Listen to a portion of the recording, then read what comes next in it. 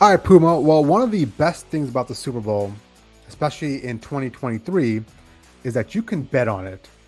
Oh, And this year, let's it go. is an estimated $16 billion will be wagered on Super Bowl.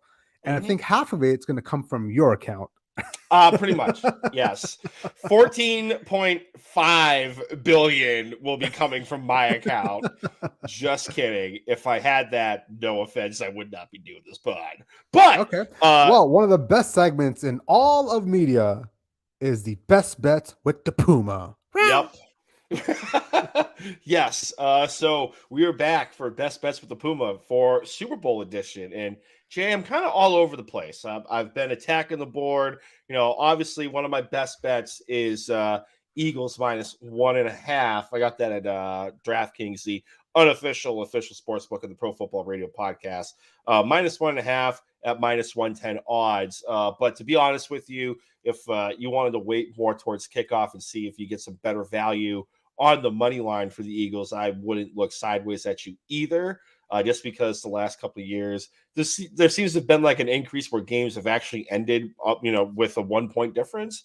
Whereas I think closer to kickoff, you might get some better value on the money line. I think on DraftKings, it's minus 135 for the Eagles money line. FanDuel, I think, is right around the same. So if you want to wait, see if that number comes down a little bit, you might get some better odds. Other one, and I feel like this is the lock of the century, is Jalen Hurts anytime touchdown. I think Mhm. he's going to at least score one on the ground. Maybe Sirianni might do hey, we're going to do a Philly special type of deal. Who knows? Homage. But I Yeah. definitely think Jalen Hurts anytime touchdown is a lock of the century, in my opinion. Over 61.5 receiving yards for Devonta Smith is my next one. I feel like it's personally one of my better bets this weekend.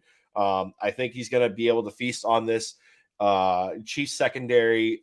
He had a quiet game against the 49ers, but like I said in the last segment, I think that was more game script than anything. I think they're going to have to pass the ball, put some points on the board here. So I like Devonta Smith, 61.5, over 61.5 receiving yards. That was on DraftKings.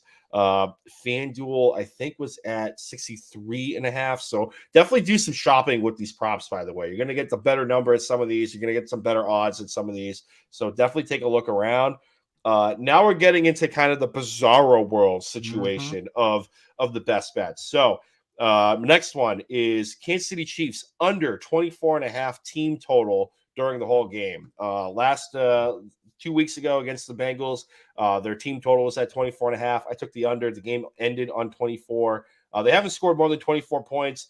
I think only a handful of times this season. And the Eagles haven't given up more than 25 points in any game this season, if I recall correctly. So under 24.5 is definitely a play that I like this weekend for team total of the Kansas City Chiefs. Dallas Goedert, anytime touchdown, plus 175. Got that on FanDuel.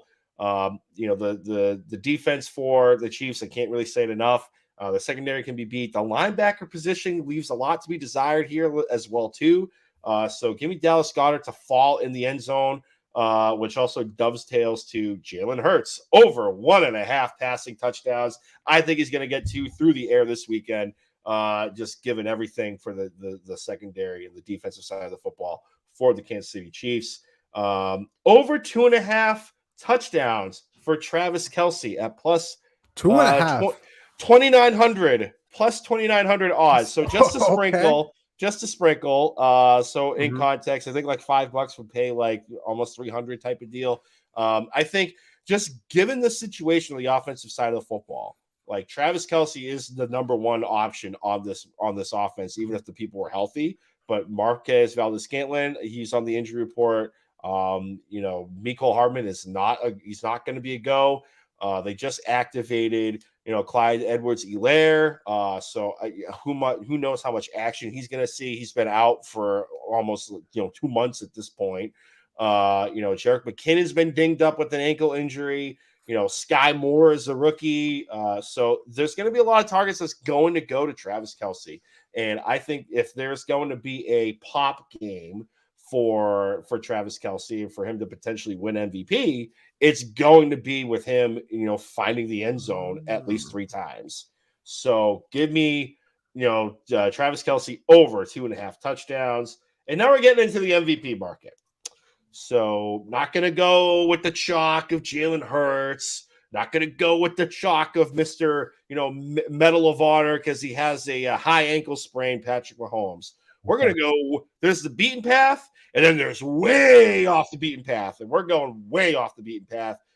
So I have two potential options, two dart throws.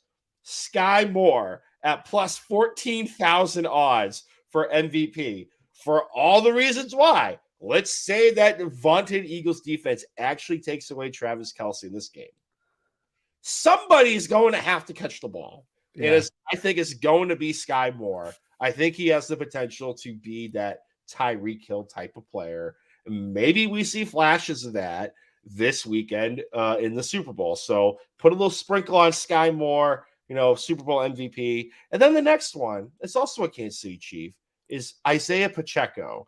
And I think that's a good one. I think because of the walking wounded situation on the offensive side of the football, let's say the Chiefs get to a lead. Let's say they actually start building that lead because of Isaiah Pacheco on the ground.